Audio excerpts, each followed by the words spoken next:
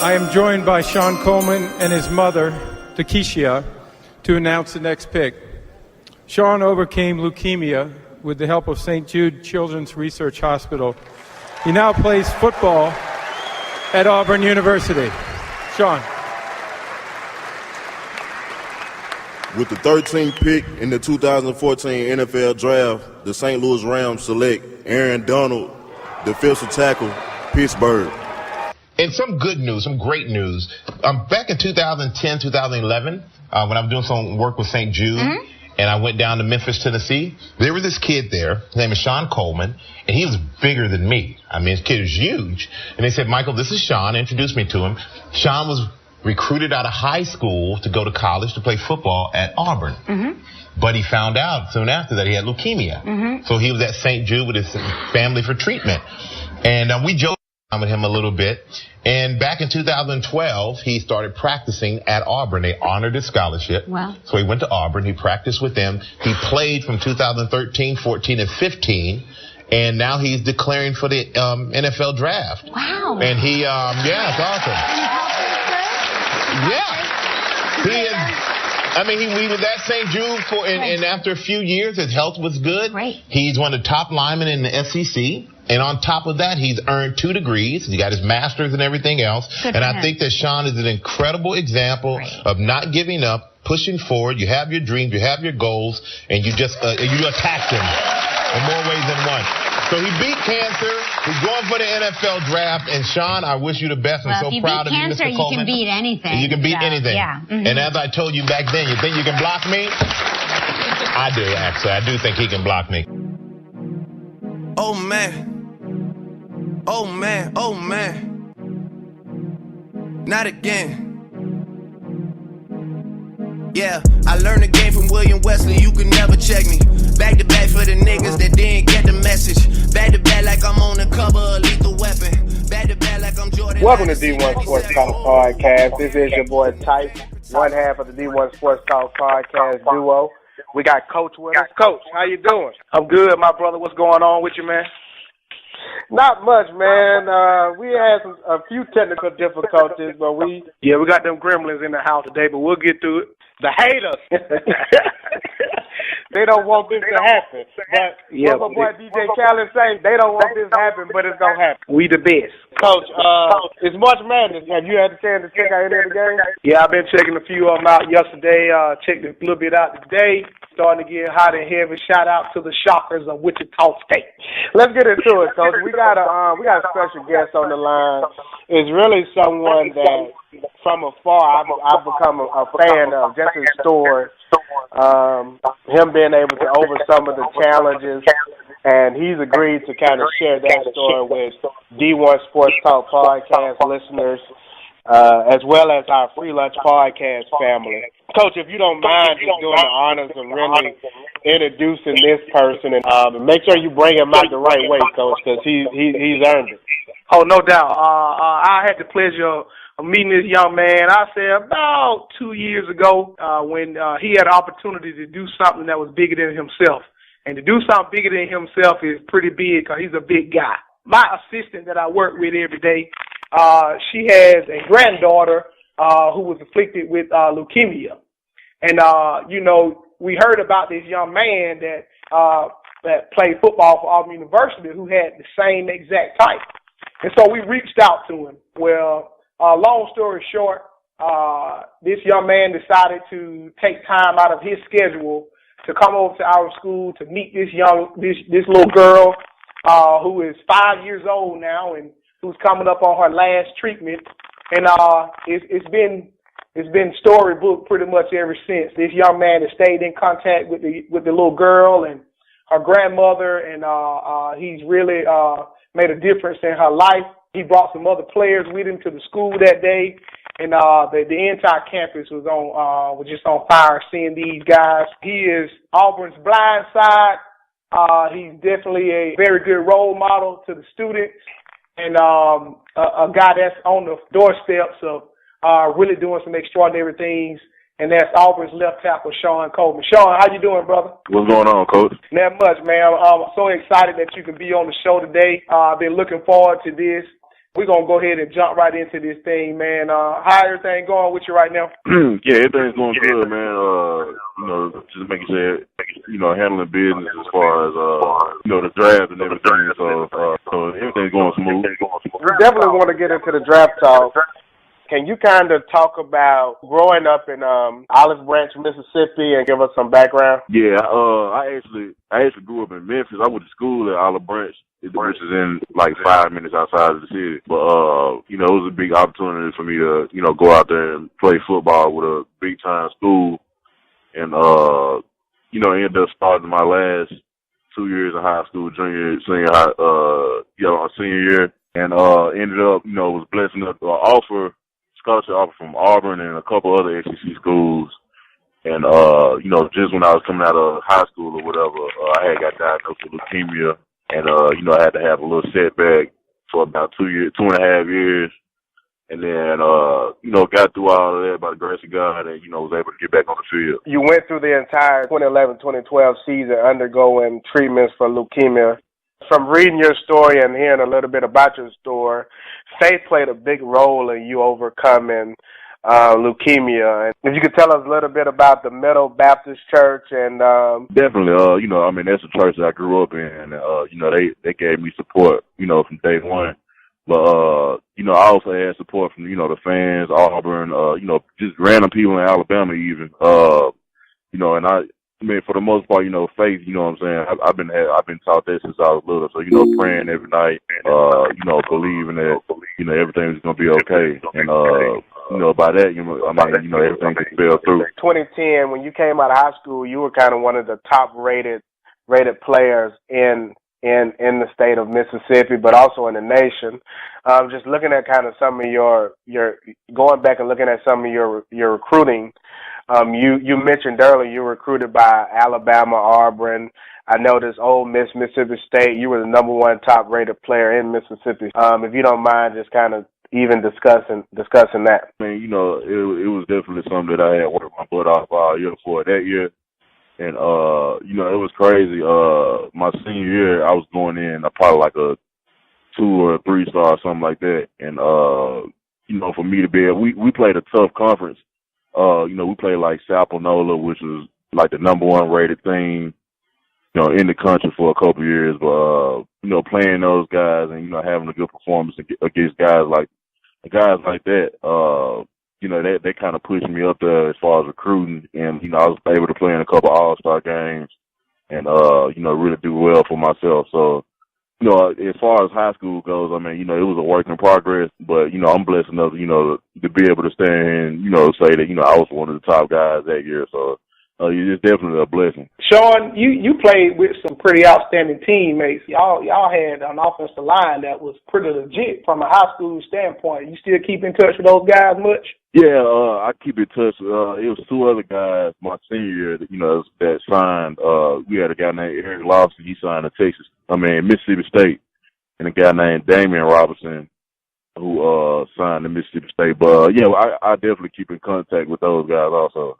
If it wasn't Auburn, what school would you think you probably would have gone to? I was really close to going to Alabama, to be honest. I had actually, man, it was a whole bunch of confusion the day before I even signed because, I was young, man, didn't know what I wanted to do, kept changing my mind. I was actually committed to Auburn for like a year, and, Alabama had offered or whatever, and, I ended up visiting them. And, obviously it was like the best team at that time. And, I actually told Coach Saban that I was coming, but then, after I did that, it's just like the feeling wasn't there. I had been committed, I wanted to honor my commitment and, stay true to, what I had committed to. So you decided to go to Auburn. We're definitely excited and happy you came to Auburn. I am an Auburn alum and Auburn graduate. You signed with Auburn, your letter of intent, and then you get diagnosed with leukemia. You have to undergo treatments. Can you kind of talk about those 2 years and how you felt? And again, this is more or less so that the audience can really get a full picture of what you kind of endured pretty much your entire Auburn career. You know, after high school, when I first found out the news, you know, I'm a young guy, you know, being told I was diagnosed with leukemia, which I didn't even know what it was at that time. But, you know, I'm just a young guy trying to get ready to play college ball and, you know, end up hearing that. It was very shocking. So, I just, you know, put it in my head, you know what I'm saying, that I was going to have to, you know, lay off football for a while, you know, listen to what the doctors say, you know, just have faith in everything, that everything will fall through. It was very, I think the hardest thing out of the whole deal was, you know, not being able to move on in life, you know, not being able to go to college just in general, you know, not being able to play football and, you know, just, you know, I think I was like 18 years old, you know, for my life to kind of slow down like that, you know, it was kind of a bad time for me. So, you know, when I got over the hump, you know, it was very exciting, you know, to be able to move on, but, you know, it taught me a lot, not to take anything for granted. It humbled me a lot. And, you know, I definitely don't even regret it, you know, anything happened. I mean, it's taught me a lot so far. That sent chills down you to hear something like that. It does, Coach, because it's just one of them things that when you look back and you look over someone's life and someone's career, you just really never know what they're going through or what they're going to have to endure. So, for Shon at that age to kind of have to go through something, I find that very tremendous and really speak to his character. No doubt. And just from being around him, it doesn't surprise me at all. He is a high character guy. We don't want to go through your entire Auburn career again. I think that that's something that definitely Auburn fans know a lot about. We've followed your stories. I definitely recommend. I definitely recommend our FreeLunch podcast listeners, as well as our D1 Sports Talk podcast listeners that are not familiar with your story, to go back and to research it. We really want to talk about your upcoming kind of draft status and really just want to talk about what you're currently enduring. But before we even get to that, I got a question for you. So I was very critical of you, Shon, at left tackle. I've become a fan. I really like how you progressed over your Auburn career, and really think you're going to be a phenomenal NFL prospect and actual player. And I even noticed that you're the highest rated player in the draft. But 2 years ago, when you faced Myles Garrett, it was a high-profile game, CBS game. I think at the time, we were ranked in the top 5. Can you kind of talk about that particular game in particular, some of the challenges and how you've become a better ball player since that game? You know, that year, I mean, we were going against Texas A&M, and Myles Garrett, I mean, he's a big time player. I mean, in my book, he's definitely going to be like a top 5 draft pick. But, you know, anyway, just, you know, that was my first game going against a big-time guy in my first year starting. And, you know, going into it, I didn't have as much confidence as I had my final year. You know, I really didn't know what to expect. But, you know, I didn't do very good that game. I think I had like 2 holding calls. It was really a technique issue, you know, just being able to work my technique. Coach always got on me because I was trying to do my own thing against everybody, where, you know, I just needed to settle down and, you know, just work the technique. So, you know, obviously we ended up losing that game by, I think, like a touchdown or something. It was a crazy ending. But, you know, at the end of the season, I kind of worked on everything. You know, I used that game, you know, as a poster there to, you know, just let me know, you know, I got to keep working. I got to work my technique. I got to perfect the whole craft. And, you know, I really did that the off season before my last year, and you know, they really helped me out as far as progression into the player that I was. I'm gonna mute Coach because I've been muting him so that we didn't hear that echo. Given we're kind of recording a little differently, this is a back and forth that me and Coach we've had in the past, and I'm gonna give Coach an opportunity to speak about it. But did that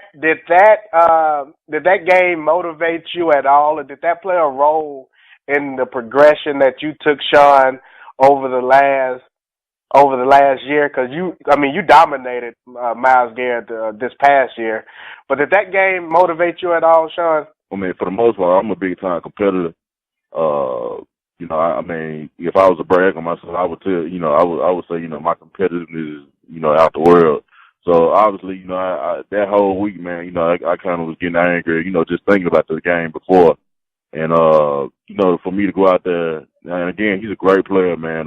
He's big time. And, for me to go out there and compete with the guy, that was a big time for me in my books, to just show, the progression that progress I've made over the last year. They really helped me out as far as being confident in what I'm doing.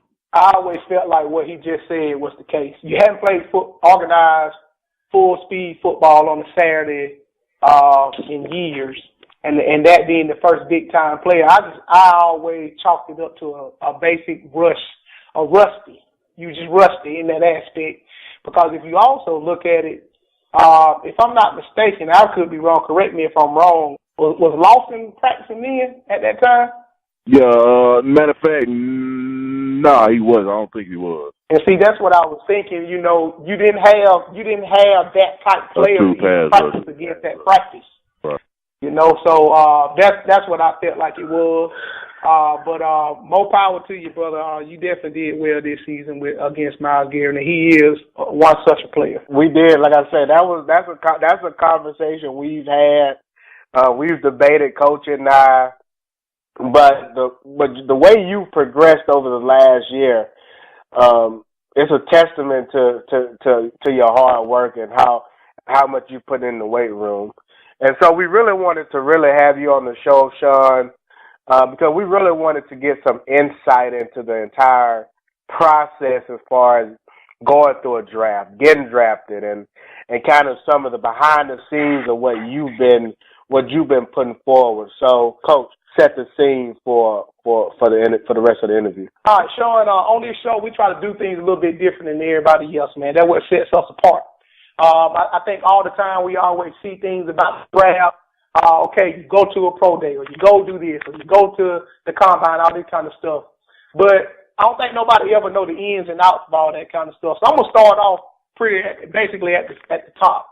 What went into your decision of deciding to enter the NFL draft? Obviously I considered it with my family. The situation that I was in, I have 2 degrees from Auburn. I had to sit out a couple of years from actual football, so, I'm getting up there in age more than, other guys that's in college. So, it was a best situation for me to, just go ahead and, pursue my dream as being an NFL player. Hey, Shon, is that something that you do before the season, or is that a decision that you make during the season, or is that fully taken into account at the end of the season to say, hey, this is something I'm considering? Like, at what point did you even start thinking that way? Definitely, the whole season, man. On my mind, I wasn't even worried about the NFL, man. I was just worried about getting better, and for all I knew, I was coming back next year.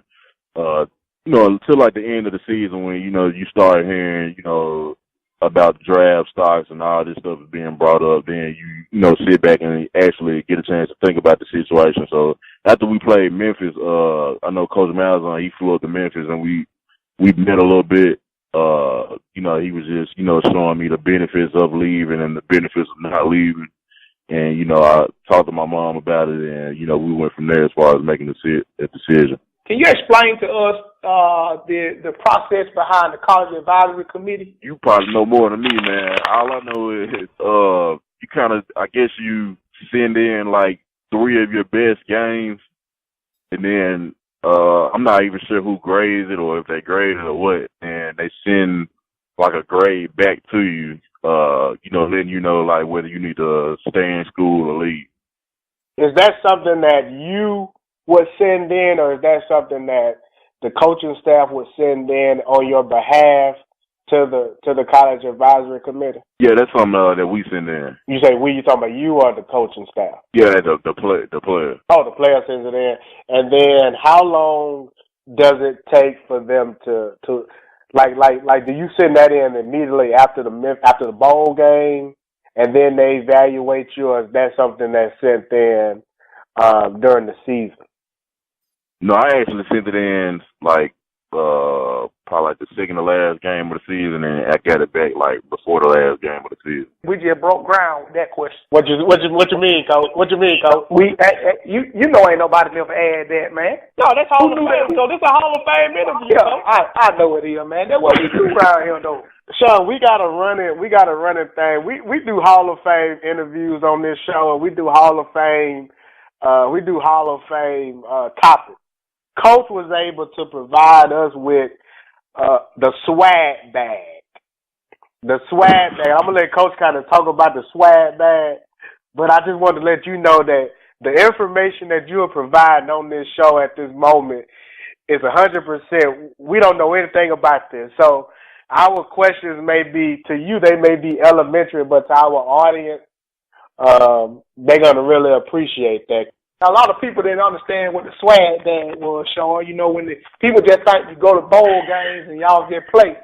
They ain't understand the fact that y'all get gifts and stuff like that, man. So we did a little rundown. I did a little rundown on the swag bag and what a lot of the bowl game was giving out. But that's what we do around here, Shon. That's what we do, man. Okay. All right. So we get to this point now. All right, we done decided. We done got our grade back. We know we going to the NFL. All right, now, explain to the audience how choosing an agent works. Do these guys kind of come to y'all, or do y'all seek out these guys? Do you get kind of counsel from former players on who may be good agents and all that kind of stuff? Can you give us a inside look at how all that goes down? Yeah, they'll definitely find you. You know, there's former players, you know, that are like runners for the agents or whatever, and they'll reach out to you. So, yeah, they'll definitely find you. But the way I got in touch with my agent, he found me, but he's actually based out of Memphis, Jimmy Sexton. And he, you know, he kind of communicated with me like probably like halfway through the season or whatever. And, you know, you just get a feel for the character and what kind of guy they are. And, you know, at the end of the season, if you decide to leave, you know, you can go off of, you know, pick whoever you feel is best for you. Jimmy Sexton is a very popular agent. He's someone that I know he has relationships with a lot of different colleges and universities and football coaches, so that's a very familiar name. Explain the role that your agent has played into everything up until this point, as far as like you getting ready for the combine, your pro day, you know, the kind of things that they helped you out with. I think most times people think the only thing they do is sit around and make deals, but I'm sure agents also helped you in other ways. Yeah, they definitely do. They give you advice, you know, tell you what you need to say, what you might not need to say in certain interviews, you know, give you the say. Like, I mean, they pretty much know. They've been through it all as far as, you know, linking you up with a team. So they're pretty much going to give you the best advice and look out for your best interests. You know, anything you need, obviously, you know, they'll take care of as far as necessities. You know, working out, you know, being at the gym or whatever. So they definitely play a big part in what you do. As we record this interview, where are you currently located? In Pensacola, Florida. Oh, okay. You're not far from me. When you decide on the guy that you want to be your agent and you guys come into a contract with each other, at that point, like, how did you get invited to the combine? How does that work? Is that something that you do? Like, did you have to reach out to NFL and say, hey, I would like to attend? Because I'm sure there's a lot of guys that want to attend the combine, but they can't bring everybody to the combines. Or does the agent talk to the NFL? How did you become a participant at the NFL combine? They pretty much just sent me an email and, you know, letting me know that I was invited. And, you know, the agent, I mean, he really can't be at the combine as far as like the hotel that you stay in there. But, you know, he's obviously going to give you the advice, tell you what you need to do as far as when you get up there, lay out what you're going to go through.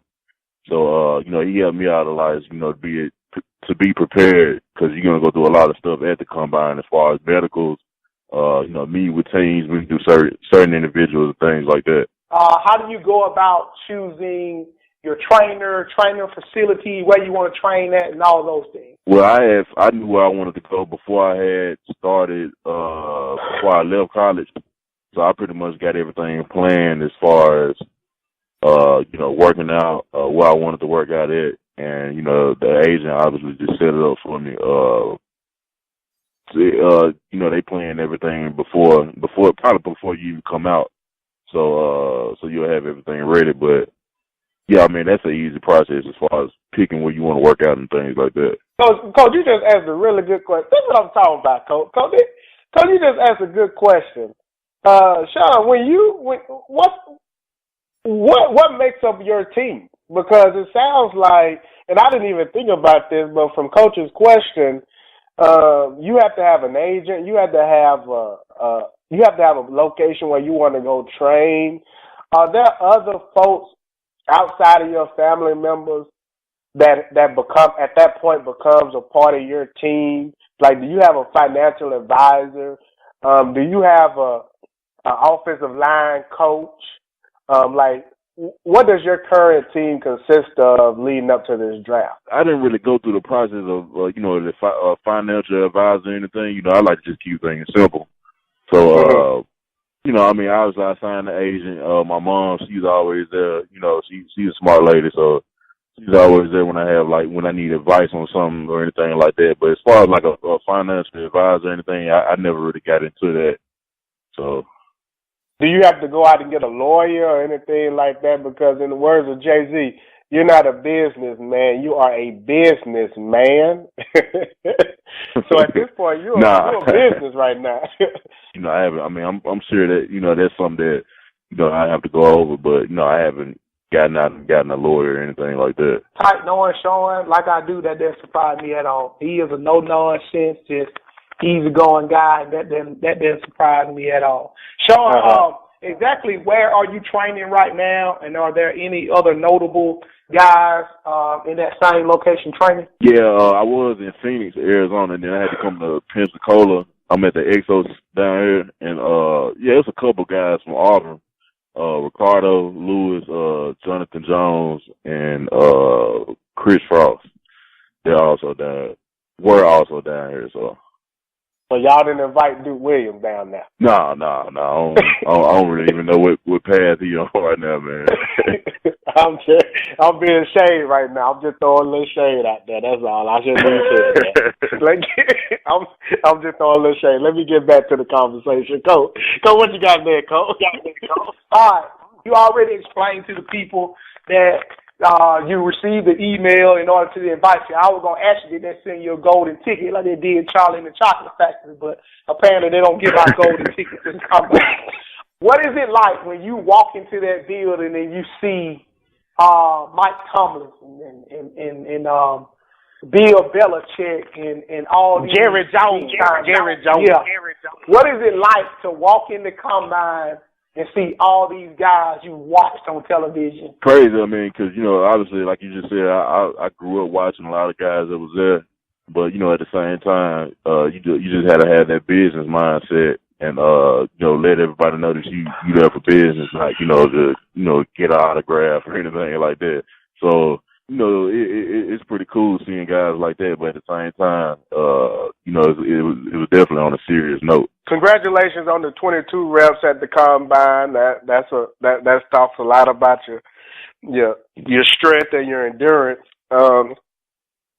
When you going through that, when you're going to do like reps at the combine, in preparation for that, is your trainer giving you tips on what to do and how to go about 22 reps? Right. Yeah. Obviously, leading up to the combine, we're training like every week, trying to build strength, stamina, endurance, and things like that. So, he put me in the best position to perform like I did. So, like he's telling you, make sure you don't go so fast on your first 10. Is he giving you tips on how to get a good score? Yeah, I think one of the big tips he gave me was like breathing during the reps. Like you don't want to keep taking deep breaths every rep. You want to take one deep breath and then every time you rep it out, you exhale a little bit more, a little bit at a time. So I think that was the biggest tip that he gave me. And for our lady female, we got a lot of female listeners on the FreeLunch podcast on our show.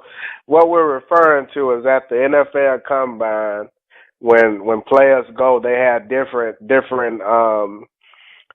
things that they have to do. One of those is the bench press, where you have to essentially, 225, and you have to see how many times you can do 225. Is there a time limit on that, Shon? No, it's just how many reps you do. It's just how many reps you can do. 225 pounds, and Shon, he was able to do 225 pounds 22 times. So, Coach, I think I'm repping 225 10 times. Coach, how many times you throwing it up there? I ain't touched the weight, so I couldn't tell you. What you got, Coach? We're able to log on to NFL.com or pull up the NFL Network on television, and we can watch you do your tests and your runs and all that kind of stuff. We see them measuring your height, your arm length. What else goes on at the NFL Combine? I know a lot of times I hear that you guys sometimes talk with teams. Are there any dinners or anything y'all go to together? Are there, any kind of tests y'all have to take or anything like that other than what the cameras show as far as the measurables? We definitely take a lot of tests. Teams that have you take like psychological tests. I think the biggest thing is the medicals at the combine. You gotta go get blood drawn, X-rays, MRIs. Some guys will be up there like all day just doing MRIs and things like that. So I think that's the biggest deal there. I think that medical is actually 2 days. So the first day you're at a hospital getting X-rays and everything. The second day, you letting team doctors look at you and things like that. And then obviously the third and fourth day are the workout days. That team interviews, meeting with GMs and coaches, and you don't get any off time whatsoever. I know I probably would start the day at like 6 o'clock and then be done at like 12 at night.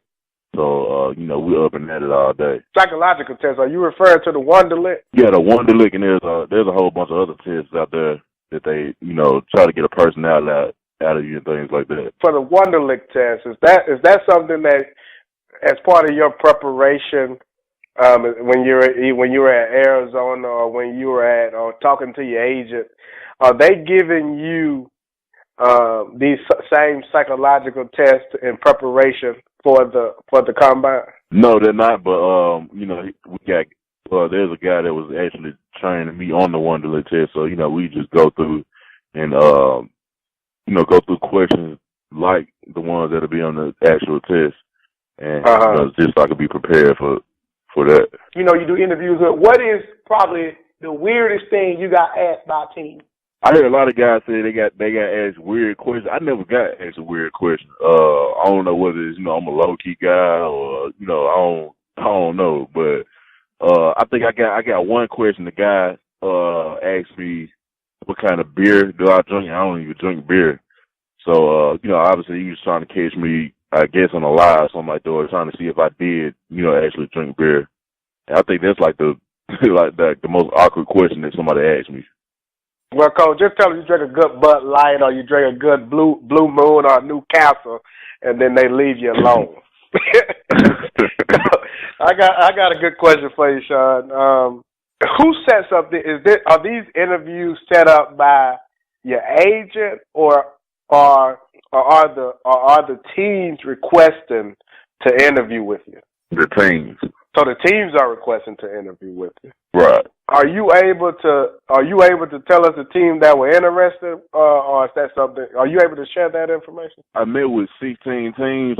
I wouldn't be able to tell you all of them off the top of my head, but I met with Denver, Carolina, Philadelphia. I believe I met with Tampa Bay, Minnesota, and the Houston Texans. Yeah, if we wouldn't mind. I'm pretty sure Tampa Bay wouldn't mind you being the blind side for Jameis Winston, because they've had a lot of struggling with that offensive line. So how would you feel blocking for Jameis Winston if given the opportunity, considering what he did to us in the national championship game? I mean, just to be blocking for anybody in the NFL, that's very exciting to me. So it don't matter who I'm blocking for, man. It's just a blessing to be in the league. So good job, Jimmy Saxton, for that answer.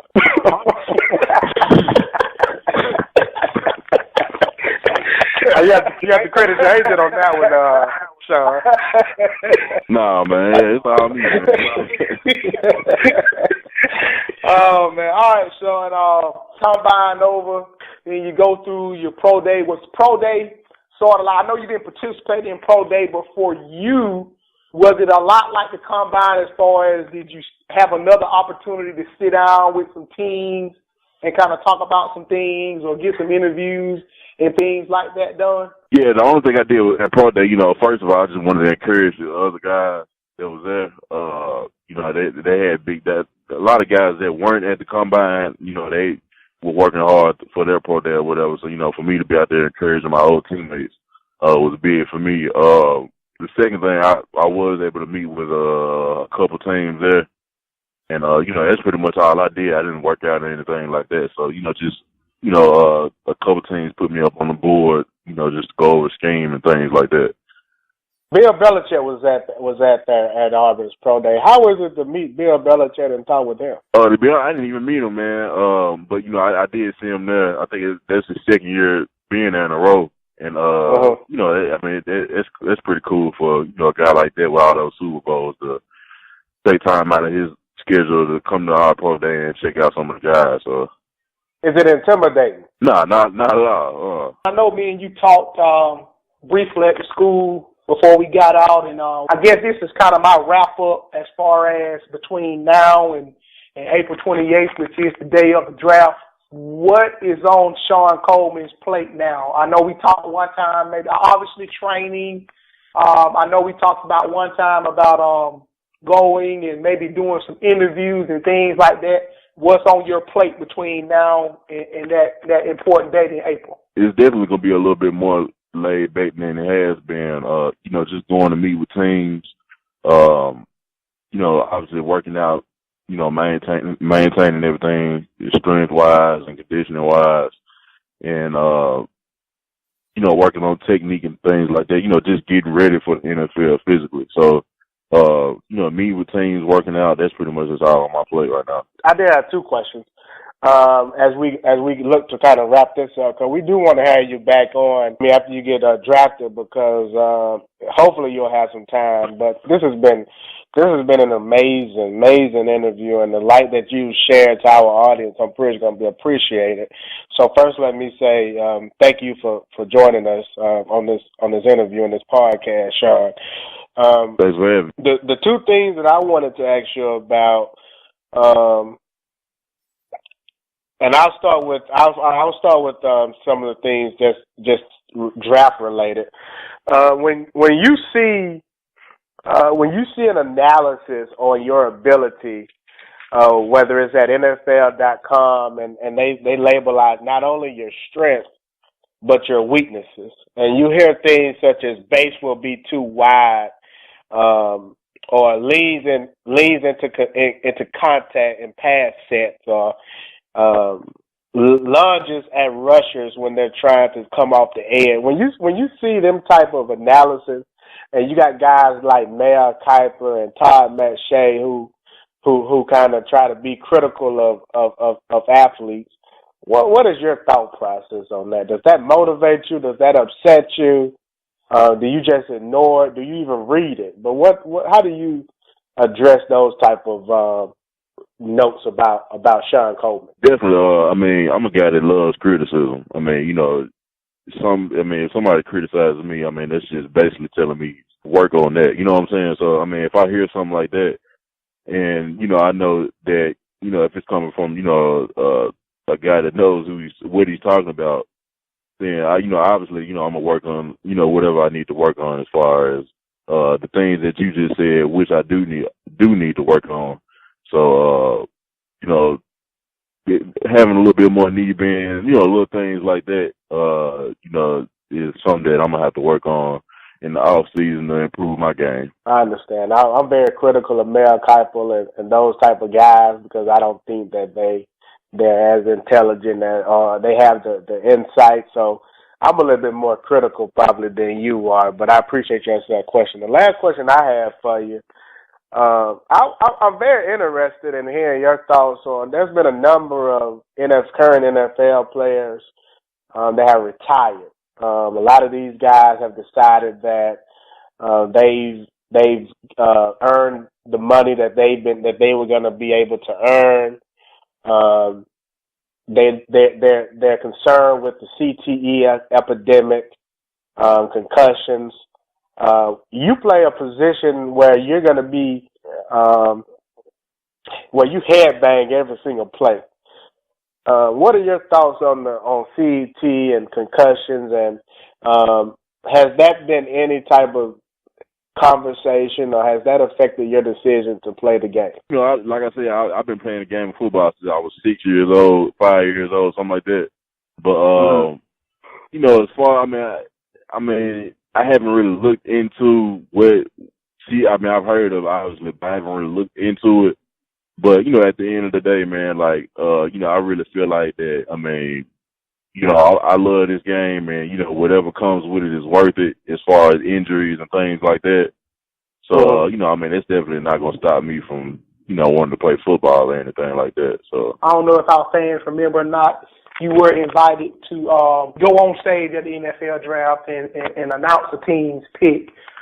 Where will you be enjoying the NFL draft this year? I'm not sure. I'm not sure if they've even. I don't know if they've sent out invites, but most likely I will probably be at home in Memphis, you know, with my family and friends and things like that. You know, just, you know, taking it all in with them or whatever, celebrating or you know, things in that nature. So. Well, we'll definitely come down there and enjoy it with you, Shon. If you want D1 to cover, we wouldn't mind. We'll make that trip down there. So keep us. We come down there because we really looking forward, man. And like I said, I want to be one of the first to congratulate you because, I mean, to our D1 Sports Talk podcast audience and FreeLunch podcast audience. Your story is tremendous, man, and we're rooting for you. We do want the best for you, and we'll be following you from this point moving forward as we've done since you become an Auburn Tiger. So we look forward to everything that you're doing, and we can't wait to have you back on the show. What's up, man? I appreciate it. So, hey, but Shon, before I mute Coach, it's okay. I understand if Duke Williams can't come out there and work out with you guys. I understand you guys trying to stay focused.